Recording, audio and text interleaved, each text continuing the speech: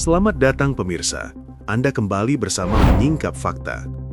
Kali ini, kami akan membongkar sisi tersembunyi dari sebuah peristiwa besar yang sedang menjadi perhatian publik.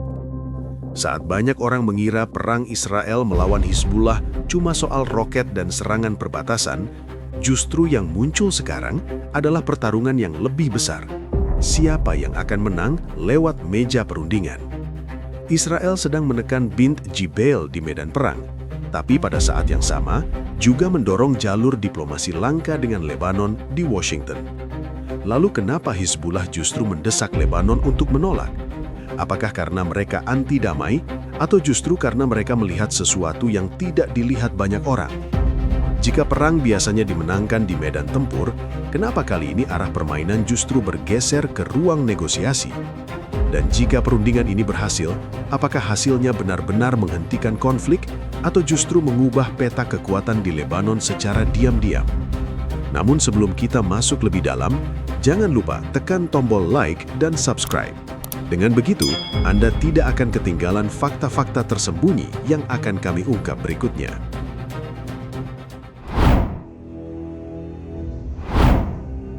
Saat banyak orang melihat front utara Israel hanya sebagai perang roket, perkembangan pada 9 April 2026 menunjukkan arah yang jauh lebih besar. Pada hari itu, Benyamin Netanyahu menyatakan Israel ingin pembicaraan langsung dengan Lebanon. Ini penting, karena pernyataan itu muncul bukan setelah perang mereda, tetapi justru ketika tekanan militer masih berlangsung. Artinya, Israel tidak sedang memilih antara perang atau diplomasi. Israel sedang menjalankan keduanya sekaligus. Sehari kemudian, 10 April 2026, Reuters melaporkan Lebanon bersiap mengirim delegasi ke Washington untuk pembicaraan langsung pertama dalam puluhan tahun. Dari sisi Beirut, fokus utamanya adalah menghentikan pertempuran, memulangkan warga yang terusir dari rumah mereka, dan menahan kerusakan yang makin luas. Namun, dari sisi Israel, sinyal yang keluar jauh lebih ambisius. Yang dikejar bukan hanya ketenangan sesaat di perbatasan, melainkan pengaturan baru yang bisa bertahan lama dan membatasi ruang gerak Hizbullah di Lebanon Selatan.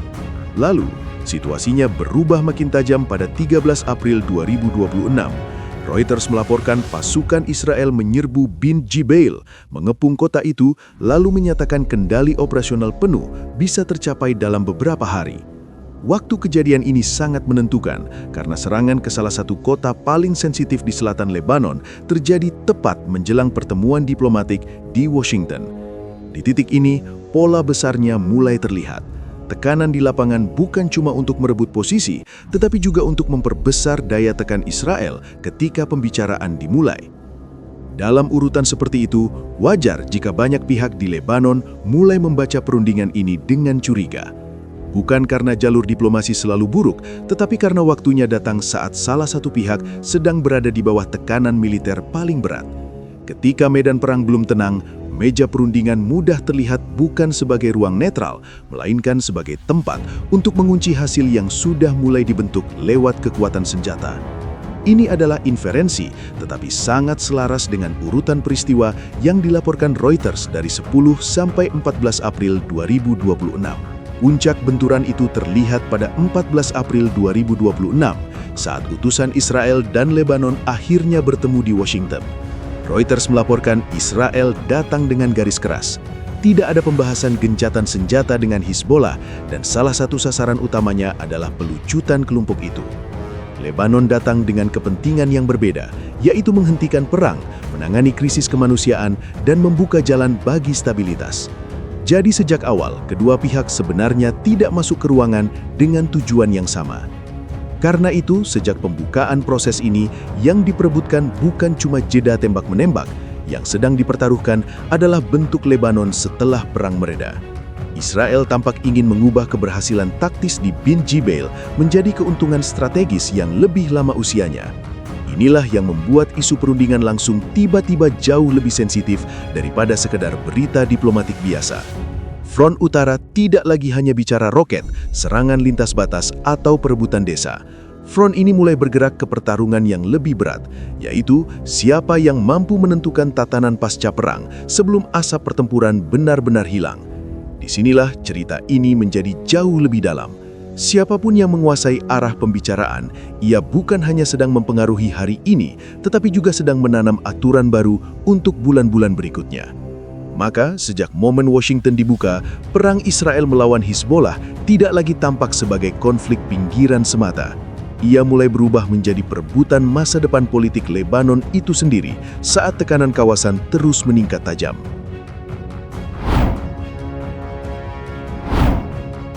Pada 13 April 2026, satu pernyataan dari pemimpin Hizbullah langsung mengubah arah pembahasan. Naim Qassem secara terbuka mendesak pemerintah Lebanon untuk membatalkan pertemuan di Washington. Ia menyebut pembicaraan itu tidak membawa manfaat, bahkan berpotensi menjadi kesalahan besar. Pernyataan ini muncul tepat saat tekanan militer Israel di selatan Lebanon meningkat tajam, khususnya di sekitar Bin Jubail. Waktu yang dipilih bukan kebetulan. Ini menunjukkan bahwa penolakan tersebut lahir dari pembacaan situasi yang sangat spesifik, bukan reaksi spontan atau sekedar sikap keras tanpa arah. Kalau dilihat dari sudut pandang Hizbullah, masalah utamanya bukan pada ide perundingan itu sendiri, tetapi pada struktur dan tujuan dari perundingan tersebut.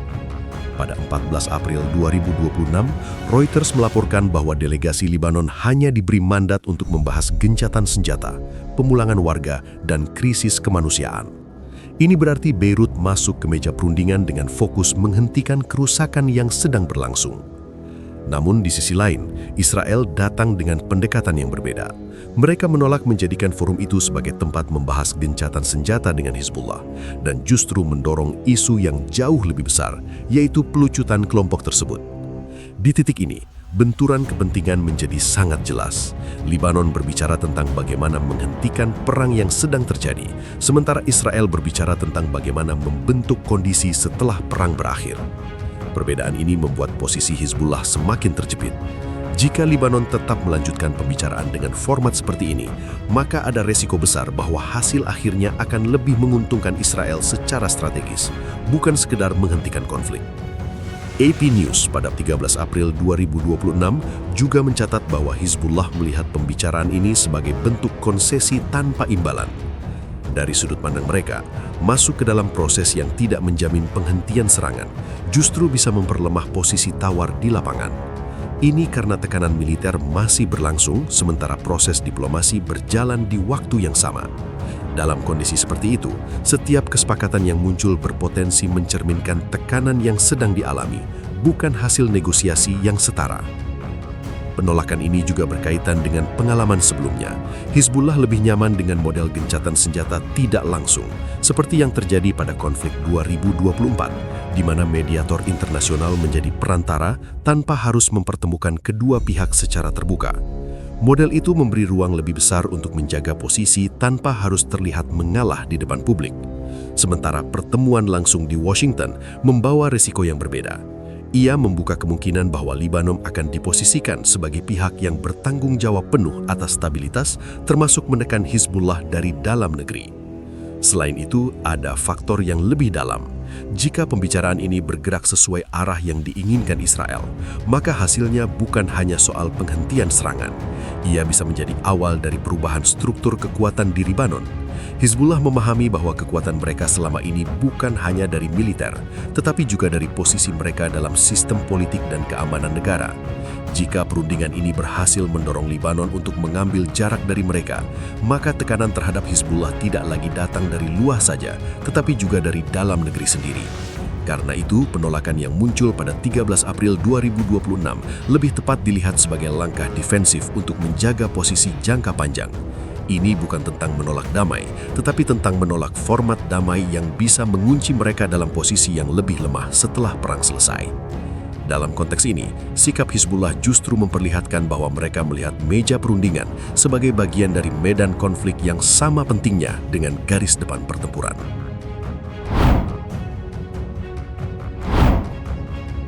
Pada 14 April 2026, setelah pertemuan di Washington berlangsung, Reuters melaporkan bahwa Israel dan Lebanon sepakat untuk melanjutkan pembicaraan langsung ke tahap berikutnya. Ini bukan sekadar pertemuan simbolis, ini adalah sinyal bahwa jalur diplomasi yang sempat tertutup selama puluhan tahun mulai dibuka kembali, bahkan ketika konflik masih aktif di lapangan.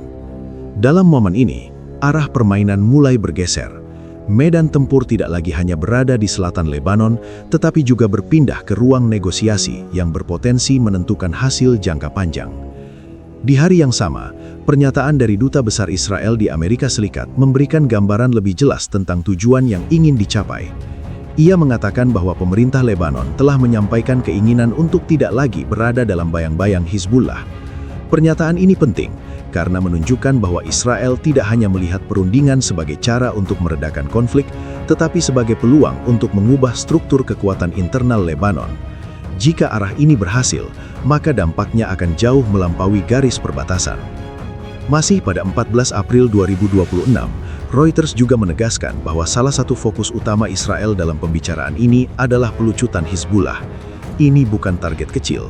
Ini adalah upaya untuk melemahkan salah satu kekuatan militer non-negara paling berpengaruh di kawasan yang selama ini menjadi bagian penting dari jaringan regional yang lebih luas.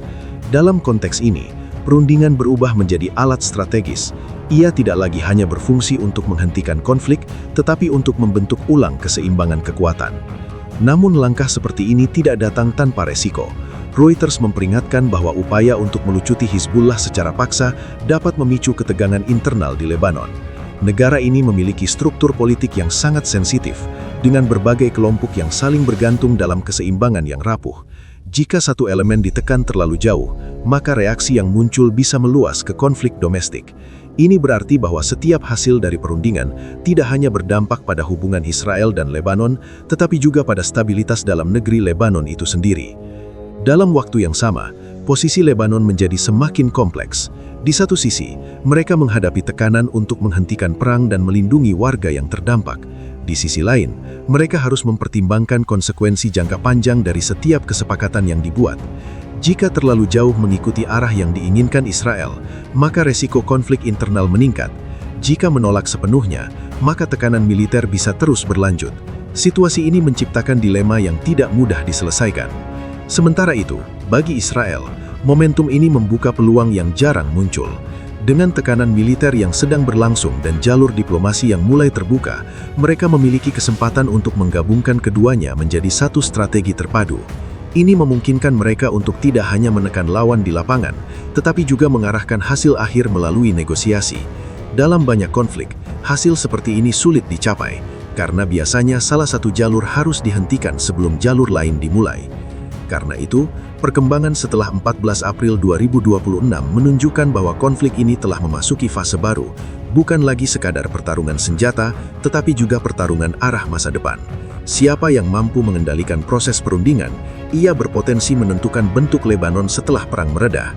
Dalam situasi seperti ini, setiap langkah di meja negosiasi memiliki dampak yang sama besarnya dengan pergerakan pasukan. Perkembangan pada 9 hingga 14 April 2026 memperlihatkan bahwa konflik Israel dan Hizbullah tidak lagi berjalan dalam satu jalur. Tekanan militer di Bint Jbeil dan pembukaan perundingan di Washington muncul hampir bersamaan, membentuk pola yang saling berkaitan.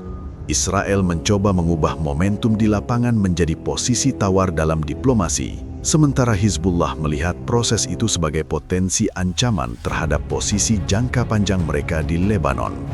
Di sisi lain, pemerintah Lebanon berada di tengah tekanan yang datang dari dua arah sekaligus, antara kebutuhan menghentikan konflik dan resiko perubahan keseimbangan internal.